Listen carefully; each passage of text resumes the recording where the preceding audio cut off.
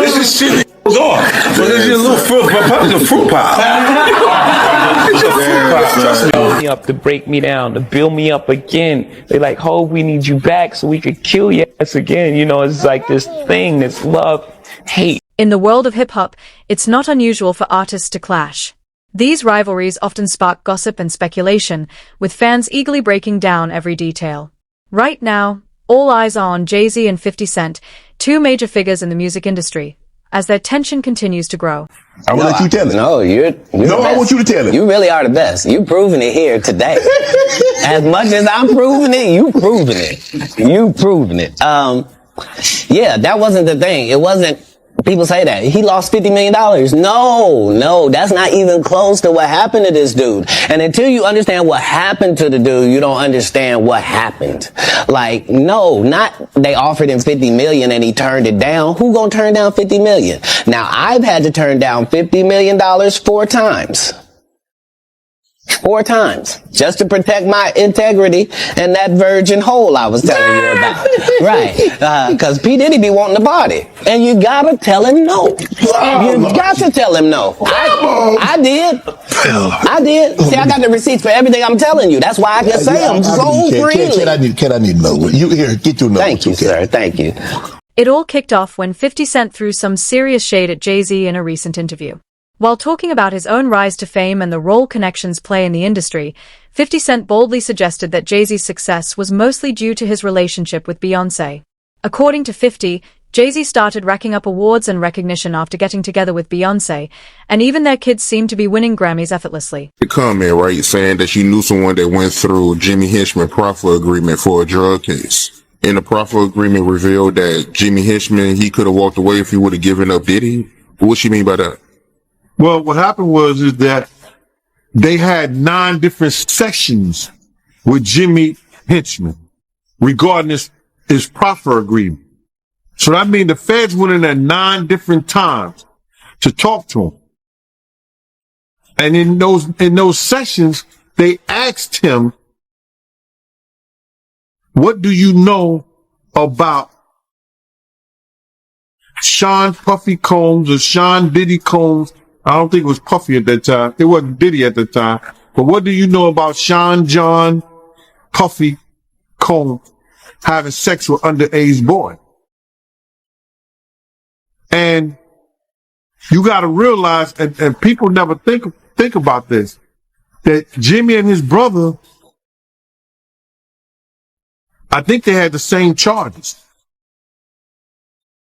But his brother walked away from that. And Jimmy gets life without the possibility of parole, I think. Which is crazy. For any drug charge. Nobody should spend their life in jail for drug charges. And just drug charges. But I think they try to tie him to some murders or something like that. I don't know that to be for sure. But he shouldn't spend his life in jail for no drug charges. Not at all. So, but they was going to let him walk. If he'd probably had to, for that proffer agreement, they probably would let him walk. If he had any information regarding Puff having sex with underage boy. That the feds asked him in 2011. In 2011, brother. So what did the feds know? Because the feds not coming there unless somebody made a report or somebody made some allegations against Puff in 2011 to ask a friend of his, Jimmy Henchman, what do you know about that? But for them to ask him about that, it had to be more than a rumor. Somebody made a complaint somewhere. And the feds got hold to that complaint. Now they're going to investigate that complaint when they get people under the barrel. Like they had Jimmy Henchman. That's why they asked him. If he did know information, right, why you think he didn't tell?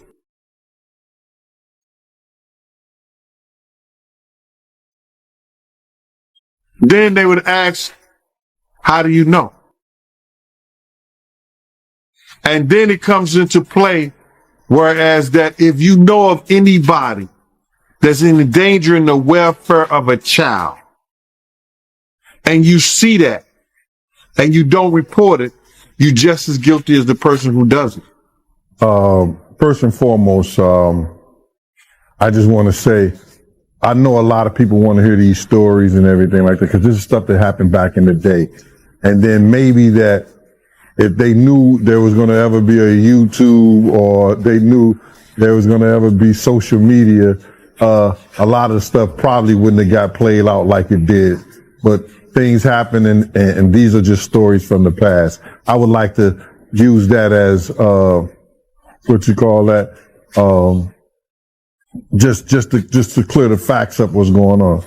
But it all started, we was in Atlanta.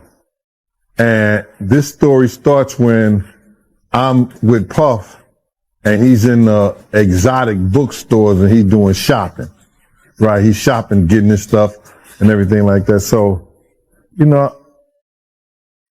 this is the first time I was ever in an exotic bookstore with Puff.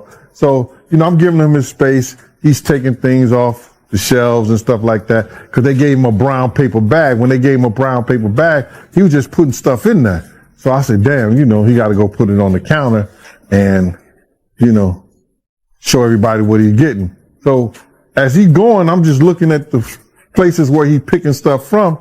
So there's one part he picked up some things from up here on my left side. And then he picked like quite a few of them down. I was like, "You okay?" He put them in the bag. So when I went by there and I looked up there, and it said butt plugs. And I was like, "Hey, yo," I was messing with him, because people don't understand, you know, we was like friends. He was a part of the same gang. So I'm still going to tease him. I'm still going to mess with him and everything like that. I could do that. It wasn't just no security thing. So I say, "Yo, what are you getting this for?" And it said butt plugs. And he was like, yo, can I do my shopping by myself? I said, "Yeah, you could do it by yourself, brother." And he started walking and everything like that. When he got to, I just waited at the counter. When he got to the counter, he didn't even have to show the guy nothing. He just gave the guy a wad of money. I mean, like, he gave the guy a stack, something like this. And Puff wasn't the dude that carried no 20s and no 50s and nothing like that. And I mean, like, he just said, boom. And we walked out the store. So we had to leave Atlanta and go to North Carolina for a show. You understand? And it was him, this rapper, Sarah, and this other girl. We all got on a G5 jet. One of the biggest controversies involving Jay-Z is his fallout with Dame Dash, his former business partner and close friend. The end of their partnership rocked the industry, leaving many questioning Jay-Z's loyalty and integrity. While Jay-Z's success is undeniable, his willingness to let go of relationships for the sake of greater achievements has sparked concerns about the cutthroat reality of the entertainment world. We all got on a G5 jet, and we flew to G4 jet, and we flew to North Carolina. So later on that, I think that afternoon, same day, this rapper and him, they all in the room together. You know, it's Sarah, the girl, Puff, and this dude, this rapper. So I'm here at the door and stuff like that. Like, yeah. So then next thing you know, somebody rang the doorbell. We had the presidential suite where we was at. So I opened the door, and the dude said, "Yo, I'm here for my cousin." I said, "Who your cousin?" He said, "Ja Rule." I said, "Well, he busy right now." He said, "He busy doing what?" I said, "He with Puff. They're in the room. They busy. They don't want to be bothered." He said, "Well, I'm going in there." I said, "Bruh, you ain't going in there, because he told me they don't want nobody to be bothering them." He was like, "Yo, I don't care, man. I'm going in there." That bull like that. I said, "Yo, bruh, Jesus Christ had to come down here and take the air out of my body before you get in that room right there. Watch. He tried to bum rush me. I grabbed him and threw him against the piano. When I threw him into the piano, Puff and Ja Rule runs out the room. Puff got his towel, Ja grabbing his towel, but they butt the naked. And so then, Ja was like, yo, what's going on? Yo, G, that's my cousin. He know me well, and Puff was like, yo, G, what happened? I said, he tried to get in the room. I told him he couldn't get in the room. And he was like, Puff looked at Ja. He said, yo, Ja said, you ain't want to go in that room because there's a lot of freaking going on. So I was like, oh, he said it was a lot of freaking going on. So that was basically that story, man. You know what I'm saying? They went back in the room. Dude felt a certain kind of way and he left out. So I seen them at the concert the next day and they tried to, form up against me. But my man Frank was like, I told my man Frank, I was like, yo, Frank, put yourself in that position. Somebody trying to get in the room and Ja told you don't let nobody get in the room. What would you do? Now y'all can do whatever y'all want to do, man. But I ain't taking no losses. He said, yo, you good. And that was it. Bro, when Ja said, you don't want to come up in there, a lot of freaky stuff is going on. You got to use your mind. What they was doing with those butt plugs. Right.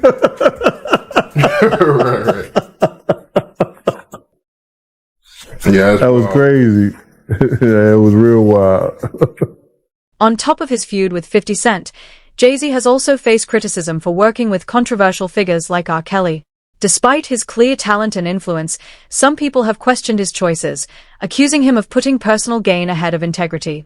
However, Jay-Z supporters argue that his success is more about smart business moves and strategy, rather than just luck or seizing opportunities. Do anything with Tupac or no? Did you ever? No, I saw him right before he passed too. Yeah, that's crazy. Never worked with him though. What did Tupac do? He did gang-related poetic justice. He did Jews. And he did a couple other things. He did a basketball. It's something with Jim Belushi. Remember they did the one thing? Yeah. What did he do? Can you, Above the Rim, poetic justice with Janet Jackson, which I thought it was great. Yeah. Bullet, I think is. Oh, yeah. Gang-related album soundtrack was actually good. I don't know if you've listened to the gang-related soundtrack. Was that Not in a minute. Yeah, it was a really, really good soundtrack. Yeah. Cuba, with all this stuff that's coming up with Diddy and you're on one end, 50 Cent is calling out Diddy and here's what he's doing and all this stuff, and they got the back and forth. Yeah. I got Suge on here. Look at this example. Look what happened. Yeah. And I got Suge on. Yeah, exactly. No question about it. What do you think's going on with all the stuff with Diddy, with Little Rod, with, all the stories that everybody's hearing about? You mean in terms of what? I mean, raiding his house being raided. I mean, that's crazy. That's the craziest thing I'd ever. And then, hey, how about me? I wake up in the morning, I turn on Today Show, and actor Cuba Gooding Jr. I was like, excuse me, pull me into this. I think whatever he's dealing with, he's on his journey, man. I think that God has got him on a path where I can't imagine that he's stupid enough to do whatever he's doing and keep it on his premises. I think that the raid and all of that stuff, only time will tell. Who was involved, who had been a frequent guest in these places and areas. It's funny because my lawyers said, every outlet in the world wants to talk to you. And again, I'm not defining myself from some headline in the press. So I stayed quiet. And it's so funny. So I'll tell you a little story about who my girlfriend is. She gave Robert De Niro 3 grandkids. Her name is Claudine De Niro. She married his son, Raphael. They separated and we've been together for a while. But she, at one point, ran Naomi Campbell's publicity. She, at one point, ran Diddy's publicity, right when he started doing the white party thing. He had just gotten freed from indictment, found not guilty. did he? And he said to her, I'm going to die running with these niggas, man. I need you to help me with the white folks and the switch. And so she helped cultivate his new image. So they had a friendship for years. But I had never met him till probably 2019-20, just casually, Claudine and I. He invited us to his house. The pandemic was starting to ease, you know. As the tension between Jay-Z and 50 Cent keeps building, fans are left wondering what's next for these two giants of the music world. With every day that passes, it seems their rivalry is only growing stronger, driven by both personal grudges and professional competition. And hadn't seen him since that night where this guy with this picture that says that I had my shoulder on him and all this stuff, making it look sordid. Well, that picture, everyone in the room, there's probably 300 of us on the deck of P. Diddy's, I'm going to show you, on P. Diddy's boat, New Year's Eve. I went from one ship, Happy New Year. So I hung out with Tyson, and next ship, there's Drake. This ship had P. Diddy. He had his guy, his videographer. They're listening to music. And he says, hey, Cube, listen, you want to hear P. Diddy's new song? I said, yeah, sure. Sit down next to him. They didn't use this angle, which to me makes me laugh, because I go, oh, I get it. You made it look the way you wanted it to look. But that, and if you hold it, you know how you hold it and it does the thing where, can you hear all the people? If you tap it or something, it's a live picture. Do you see what I mean? It's like, here we are just listening to music. Finished, took the thing off, said whatever I said to him, left. That was it. But this guy who's suing him went after the money, man. I'm sure. And by the way, I don't know P. Diddy's life. I don't know what he's going through. I don't know what the police are going to find on all of that. Were you guys close? Were you guys friends, or? We were acquaintances, just like I just showed you. Yeah. 2-3 times I've seen him. So it's. Oh, so Diddy, you've only seen him 2 or 3 times. That's what I'm saying. That's what I'm saying. So why would they include you all of a sudden in some way? I think because of the darkness of the other grab of the cases that I already had went through. Right. A lot of that stuff is 18 though, 19, right? Those are from 5-6 years ago. That's cases. Yeah. Right. And that was that at the peak of the Me Too movement, or was that pre-Me Too movement? That's right. That's right when it kicked off. Yeah. Right. That was crazy. Yeah. So it's going to be interesting to see what happens with, Diddy. Oh, 100%. Yeah. 100%. But I did not know that you guys only hung out 2 or 3 times. That's it, man. And 50 was with you for your 56th birthday. I think you guys were hanging out together in Miami. Yeah, because we were in St. Bart's on that boat, but then in Miami, which is where I run around now, of course, I ran into 50, and he was promoting his champagne. I've seen Drake 100 times around town. He loves Miami. Yeah. Yeah. 50. I'm big with the rappers. How do you feel about 50? How's 50 like? It's so funny. I got a call from 50 who reached out to me and said, we got to uplift our black entertainers and let's work together. I said, great. So we'll see, I try not to voice any of my opinion when it comes to the rap songs, because just like everybody else, I'm into that music, man. Are you following the Lamar and Drake thing? No, I just heard about that. Yeah, got it. I mean, that's like a whole. Somebody just got shot today outside of Drake's house. I heard. Did you see that? I heard. So, I mean, it's like drive-by shooting in a gated community. I mean, that sounds a little crazy. Yeah, Drake's security guard seriously injured in shooting at Toronto's mansion. Guard was shot inside Drake's home and had serious. One part of this feud that has really caught fans' attention is 50 Cent's constant attacks on Jay-Z's credibility and integrity. From questioning the legitimacy of Jay-Z's awards to accusing him of ditching former collaborators, 50 Cent has been very outspoken. While some might brush off these comments as just insults, others believe they reveal deeper issues within the industry. But non-life-threatening injuries while the assailant fled in a vehicle. Yeah, I say to them, just like I said to Tupac when I saw him in the lobby of that hotel in Chicago. He said, hey, man, help me, man. Give me some advice. I said, hey, man, just remember your artistry first. I know you're getting caught up with all this madness, but you're an artist now. He said, thanks, Cube. He hugged me and he went off. And how old was he at the time? Well, 2-3 weeks later, he was gone. Oh, no shit. I saw him, and here's the second time I saw Tupac. This is a true story. Now, I don't like the whole conspiracy thing. But that day, he was in a convertible, like Rolls Royce. He was at the stop sign. Now I was on a hockey tournament, so I was in Vegas as well. playing hockey, and the Tyson had his fight, and I jumped out of the car and I ran up to his car. Pac, it's Cube, and all 3 cars, all these cars, boom, boom, boom, boom, with the guns. Get out. No, that's Cube Good, man. Hey, that's Cube Good. And I go, oh, sorry, man. He goes, you good? I go, I'm good. I'm sorry, guys. Got in the car. So that happens that day when the sun's out, and at night they get shot and there's no cops around. Here. That's a true story. I was involved in that. So in the morning, few hours later, he's gone. Yeah. Yes. And so where were all of those undercover cops that pulled the guns on me when I tried to approach him sitting in his car convertible? What are you saying? I'm just saying it's weird that they were going to blow me away, and I'm Academy Award winner. That's all I'm saying. Yeah, because that's 96. So Yeah. at 96, you're like everywhere. I'm the man. Yeah, you're the man in They're like, 96. we don't care. Get away. Back up. That's crazy. Yeah. By the way, what did he pay you for Jerry Maguire? I forgot to ask you earlier. Was that your big payday? No, yeah, at that point, $600,000. What's the biggest you made for a movie? Oh, Snow Dogs. I can't talk hell about Snow Dogs. Oh, that was a good year. Well, that's a 1-2 hit, baby. 13 million total that year. Wow. I made a lot Get of money. out of here. Yeah. Good for you. You know that money's gone. I already spent that money. Really? Yeah, $13 million. I understand. Yeah. I'm assuming you made some good investments. I made some investments, but that money. Hey, final. So if you like this clip and you want to watch another one, click right here. And if you want to watch the entire podcast, click right here. I was checking out one of your lives, right? And you made a comment and you said that you rather be poor than be Diddy rich. Can you elaborate on that? Bruh, I told this to this one guy the other day. I'd rather have a slow nickel than a fast dollar any day. My slow nickel put bread on my table. My slow nickel pays my mortgage. My slow nickel